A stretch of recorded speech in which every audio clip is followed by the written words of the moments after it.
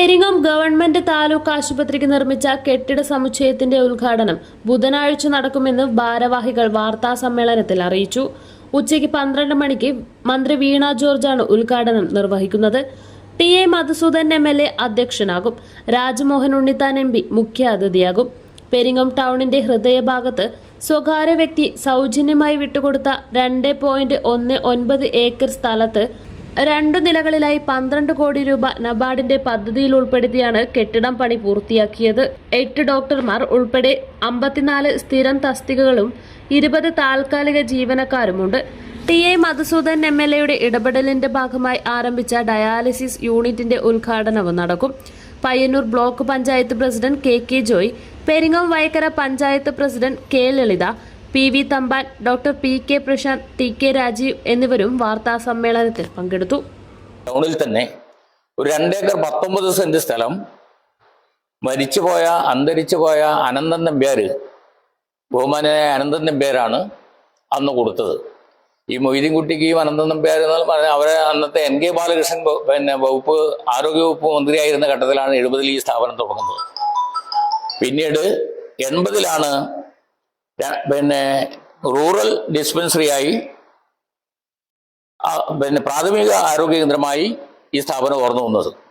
2005-ലാണ് community health സെന്ററായിട്ട് Peringome ടൗണിൽ നിന്ന് മാറി ആ സ്ഥാപനത്തിലേക്ക് പോകുന്നത്. അപ്പോൾ 2011-ൽ ശ്രീമതി ടീച്ചർ വകുപ്പ് മന്ത്രിയായിരുന്ന ഘട്ടത്തിലാണ് താലൂക്ക് ആശുപത്രിയായി ഉയർത്തുന്നതിന് വേണ്ടി തീരുമാനിച്ചത്. അങ്ങനെ വിവിധ ഘട്ടങ്ങളിൽ ഉയർന്നു വന്ന ഒരു മേഖലയിൽ, ഈ മലയോര മേഖലയിലുള്ള ഏറ്റവും പ്രധാനപ്പെട്ട ആതുര ശുശ്രൂഷ കേന്ദ്രം എന്ന ഈ സ്ഥാപനം വളരുകയുണ്ടായി. അപ്പം അതിനുശേഷമാണ് അതിലെ ഏറ്റവും പ്രധാനപ്പെട്ട ഒരു കാര്യം, അന്നത്തെ ഈ പ്രാഥമിക ആരോഗ്യ കേന്ദ്രം എന്നതിൽ പ്രവർത്തിക്കുന്ന ഘട്ടത്തിൽ കടന്നപ്പള്ളി, പാണപ്പുഴ, എരമംകുറ്റൂര്, കാങ്കോലാൽപ്പടമ്പ്, പെരിങ്ങോം വയക്കര പഞ്ചായത്തുകൾ അവിഭക്ത പഞ്ചായത്ത് എന്ന നിലയിലാണ് അന്ന് പ്രവർത്തിച്ചത്. ഈ 4-5 പഞ്ചായത്തുകളുടെ ഒരു കേന്ദ്രത്തിൽ പ്രവർത്തിച്ച മാതൃ സ്ഥാപനം എന്നതിൽ ഇപ്പോൾ ഇതിൻ്റെ ഏറ്റവും ഉയർന്ന നിലയിലേക്ക് വളർത്തിക്കൊണ്ടുവരാൻ നമുക്ക് സാധിച്ചിട്ടുണ്ട്. താലൂക്ക് ആശുപത്രിയായി ഉയർത്തിയതിൻ്റെ ഗുണം കിട്ടുന്ന രീതിയിൽ ഇപ്പോൾ ആദ്യമായി അതിൽ തുടങ്ങാൻ വേണ്ടി പോകുന്നത് നമ്മുടെ മലയോര മേഖലയിൽ ഇന്നത്തെ ഒരു കാലഘട്ടത്തിൽ ഡയാലിസിസ് കേന്ദ്രം ഒരു 12 മെഷീൻ ഉപയോഗിച്ചുകൊണ്ട് ഡയാലിസിസ് ചെയ്യുന്നതിന് വേണ്ടിയുള്ള സംവിധാനം ഈ നാട്ടിന് ഒരു അനുഗ്രഹമായി മാറുകയാണ് ചെയ്യുന്നത്. ഇതിൻ്റെ ബന്ധപ്പെട്ട ഉദ്യോഗസ്ഥന്മാരെയും ഡോക്ടർമാരുടെയും കണക്ക് സൂപ്രണ്ട് പറയുമെന്നുള്ളത് കൊണ്ട് ഞാൻ അതിലേക്ക് പോകുന്നില്ല. ആവശ്യമായ എത്ര ഡോക്ടർമാരെയും അനുബന്ധ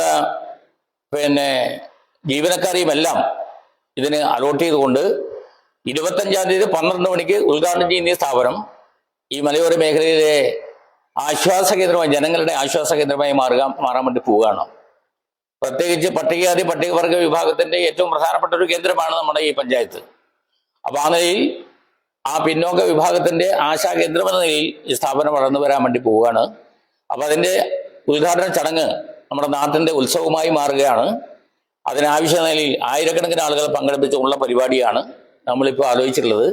അതിൻ്റെ പ്രവർത്തനങ്ങൾ ഇപ്പോൾ നടന്നുകൊണ്ടിരിക്കുകയാണ് ചെയ്യുന്നത്. നമുക്കിന്ന് പൂർണ്ണ അർത്ഥത്തിൽ അതിൻ്റെ ഉദ്ഘാടനം നടത്തി നാടിന് സമർപ്പിക്കാൻ വേണ്ടി പോവുകയാണ്.